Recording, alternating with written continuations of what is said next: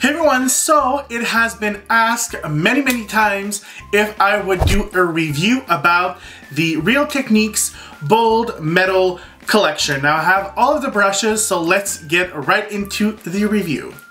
So first off, this is not a limited edition collection. This is a collection that is meant to be in stores and that will last forever and ever. It's exclusive in Ulta in the States, in Boots in the UK, and it hasn't been released in Canada yet. Now you might wonder, how did you get your brushes, JF? Because you're from Canada. Well, my dad actually went to Florida for a couple of months and I asked him kindly if he would get those brushes for me, and it took him about like over a month to find them all because they were always, you know, sold out.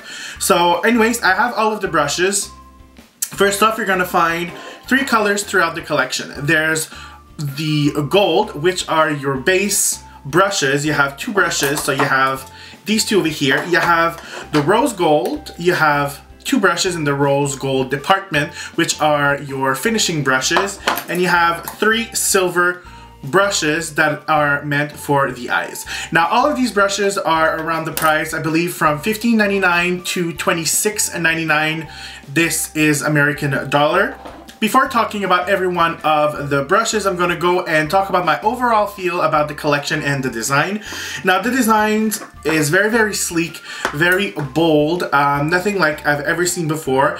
The handle is kind of made in a triangle shape, so whenever you lay it down on your desk or vanity or whatever, it's not going to roll around, which I love. A little thing that I'm not too excited about, it looks very like, you know, fantastic and metallic-y, and it looks really beautiful, but because it has a chrome finish, your hand prints are gonna, you know, get onto the brushes. Now any brushes you're gonna get, like, you know, stains and things like that, but I believe, like, I find that these brushes, whenever you have like a reflection through them, a metallic finish, of course they're gonna seem more dirty than regular brushes with a matte handle. Now I've been using these for over a month, and I have to say that they held pretty nicely. I haven't seen any shedding whatsoever whenever I wash them. I wash all of my brushes with Dawn dish soap. Just a little tidbit here, this is the best brush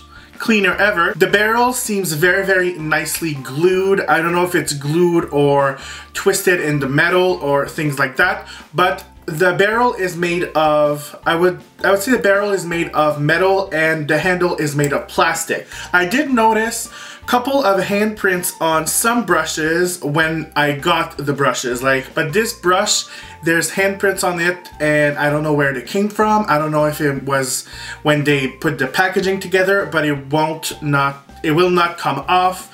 I tried cleaning it with a lot of, you know, cleaners, and it's not coming off. It's not super obvious, but it's just a little like, okay, I just bought those brushes and there's, you know, handprints on them, so I find it a little bit odd. They're regular size brushes. The length is similar to any brush. If you see over here, maybe just a little bit taller. I have like an angled brush over here. I think a lot of people tend to think that they're longer in size because when they're in their actual box, I don't have the boxes, but they seem like a giant size.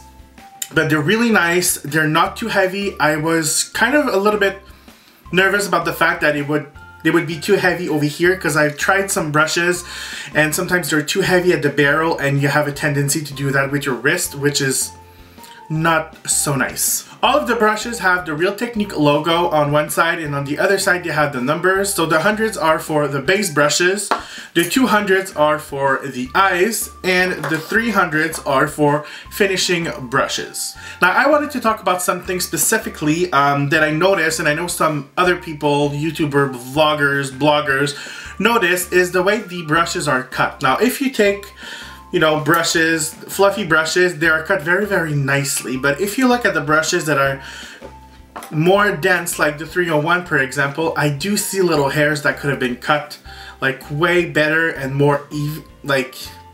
Could have been more even. Like here I see a hair here, I see another one here. So this is a little bit of a downside for me, because, you know, we are willing to pay a little bit more for these brushes because they are meant, you know, to be like expert brushes or more deluxe brushes, but there's still a little bit of hair that could have been cut to make them more even, which is kind of, it bugs me a little bit. Aside from that, I'm now going to go ahead and talk about each and every one of the brushes and what I like and what I don't like about the brushes. So the first brush I'm going to talk about is probably one of my favorite from all of this collection, and it is the Arch powder brush. Now this is a paddle brush. Well, you can see it by just looking at it. You have a flat side, and on the other side it's more fluffy. I love this. I would actually use this like as a powder brush, like it, you know, the name mentions it, but I would actually like, depending on the client, as a blush brush, it's really, really nice. I love paddle brushes for blush, and it would actually fit me quite nicely because I have like big features. Of course, if you are a more petite type of person, this is going to be too big for you for, you know, powder or blush, but for me, I love it as a blush brush. And you know, on my clients or myself, sometimes I would just like dip it in a little bit of powder, just dip it in the middle of the forehead, chin, things like that. Beautiful brush. I have no complaint whatsoever about this brush over here. It is absolutely amazing. Next brush, unfortunately, I don't have the same fate for it. It is the 101 triangular foundation brush. Now, as soon as I touched this brush, I was like, okay, I'm not gonna like it. The bristle seems very, very thick, very, very plasticky. I love the concept when I heard about it because it's made in a triangle. You could get like in the crevices of your nose, underneath your eye. I love it for that, but they kind of missed the point with this brush because of the bristles. I tried applying foundation with it, some moisturizer, and you actually feel the bristles on your face. Not like it would cut your face, but you feel the bristles. So I give them some points for trying something new, but the bristles are so thick that it leaves streaks onto your face, and you just kind of feel it. It's uncomfortable whenever you apply it on your face. This brush I do not recommend. Sorry girls, it's just not the brush that I would expected it to be.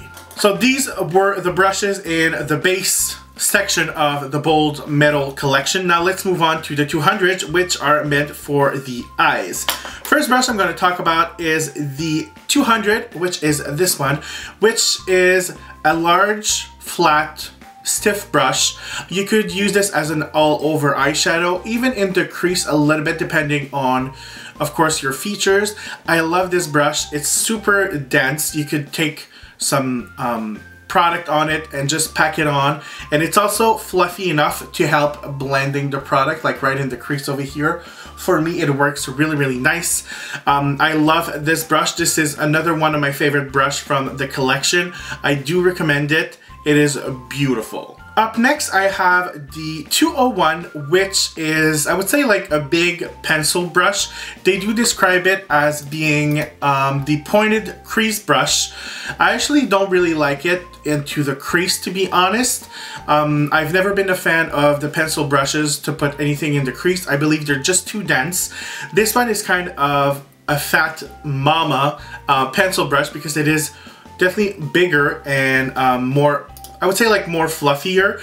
I wish it would have been more dense, to be honest, because I don't know if you're going to be able to see it, but you have the barrel over here and it's not squeezed at the end wherever the bristles are coming out. So whenever I'm going to put it in the middle of my forehead, I bend down the bristles, you have kind of an opening and you could actually fit something into the barrel. So I don't know why they didn't like squeeze the end of the barrel a little bit more tightly.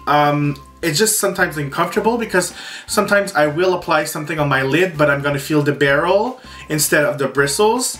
And this brush, to be honest, I'm not too quite sure for what it's good for. Like, I've used it in, you know, tutorials. You've probably seen me use it. I mean, I've used it to pack colors, but it's just, I think you could pass on this brush because it's nothing special. It's the first time I've seen a brush like this. It's like I told you, it's like a bigger sized pencil brush, but to me it's nothing exciting, nothing new.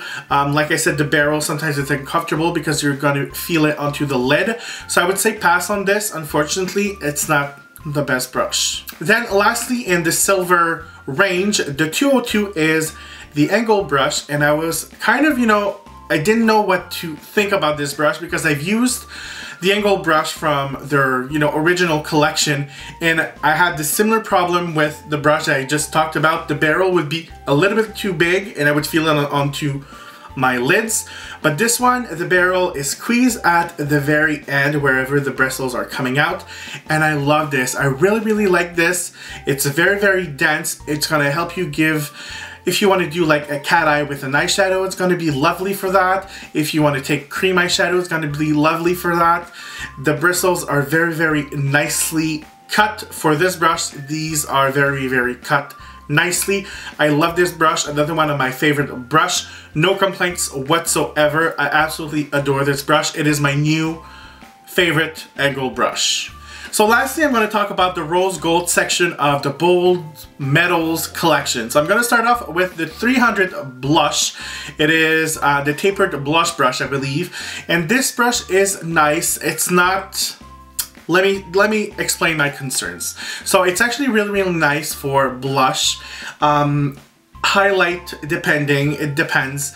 It's better to use this brush with cream product, believe it or not, because I rarely complain about this, but this brush is a little bit too dense for my taste for blush application and highlight application. Like it almost, I always love dewy bases for the skin. So my foundation is always a little bit dewy. It's not like chalky or powdery, which is probably why I don't like this brush, because I feel like whenever I'm gonna apply highlight or powder with this, I feel like it's moving my foundation with it. And whenever I apply blush, I always, you know, the way you're supposed to apply blush is with a light hand, but because it's so dense, you're gonna apply your blush and it's gonna be either like a stamp of blush, or your highlight is gonna be like bam, like highlight right there. So that's the reason why I prefer to use it with cream or, you know, liquid product. I do like it though to apply a little bit of loose powder underneath the eye because it fits just very nicely for me. So I do like it for that. And lastly, you have the brush that I was the most excited about. It is the 301. It is the flat contour brush, and I believe it's the more expensive one. I think it's like up there in the $26 range. Do I like this brush? You want to know, right? I actually don't like this brush. It started off like being really nice. Like I love it because it's really flat. It's extremely dense. It's probably one of the densier. Is that even a word? I actually wanted to love it so much because you guys know that I love contour and highlight, but this brush is actually a little bit too dense for my taste. The reason why is I like to contour with powder products. So whenever I take powder, I like to use a light hand, and I'm going to take this brush for example. Usually whenever I contour, I'm just going to apply the contour and lightly bring it upwards, but you know, just bringing out. I'm not the type of person that will buff in my contour. And with this, whenever you take your contour, it's going to take too much contour, and then you're going to, you know, start playing with it and want to blend it out, but it's actually going to move your foundation. So this is the reason why I hate it. Yes, I hate it. It's definitely not a purchase, you know, little friend for me. I tried using it with cream and liquid contour, even though it's not my forte whenever I do contour. And it just, once again, it blends too much, it applies too much. And you know, I've seen the girls use it, like the Pixie Woo sisters, and I've seen Nick use it, but she uses it like she will apply contour, but then again, she will use another brush after. So what's the purpose of this brush if you need another brush to blend it out? So that's very much of a downside for me. I was so excited about this brush. In my head, I could have used it for nose contour, a little bit here and there, but I'm still gonna give it a try. I'm still gonna use it, but to me, it's a little bit too dense, unfortunately. These were my thoughts about the Bold Metal collection. Now, do I recommend getting the whole collection? Absolutely not. Do I recommend getting some brushes? Absolutely, because they are amazing. You need to get this big powder brush. Believe it or not, this is so multi-usage. Like I told you, you could use it as blush, even like highlight because it's tapered at the end. All over powder. It's super soft, extremely soft, well cut. This is like 2 thumbs up for me. Next brush I do recommend is the angled eye brush. Very, very nice. It's precise. It's just perfection. It's gonna be your new favorite angle brush. After, I do recommend the flat brush. I like it because you can pack on the colors, but it's also fluffy enough that you could, you know, blend out the colors. And I'm gonna throw in there, even though I'm not like a huge fan of it, I'm gonna throw in there the blush brush because, I mean, it's a nice blush brush. It does the job of a regular blush brush. It's just very, very dense. I'm not a fan of dense blush brush, but a lot of people are, so I'm gonna throw it in there. So like I said, these brushes are out in the US and in the UK. It's coming in Canada. I don't have like the full-on information, but when I do, trust me, I will let you guys know on social media. But as for now, they're not in Canada yet, and I have no clue where they're gonna be at. So this was my review. I know it was kind of long, but I hope you enjoyed it. Let me know if you have some of the brushes and what you think about the brushes. Do you have the same hit and misses, you know, as me? Let me know. I want to know your thoughts and what you think about the collection, and I will see you guys very soon. Bye.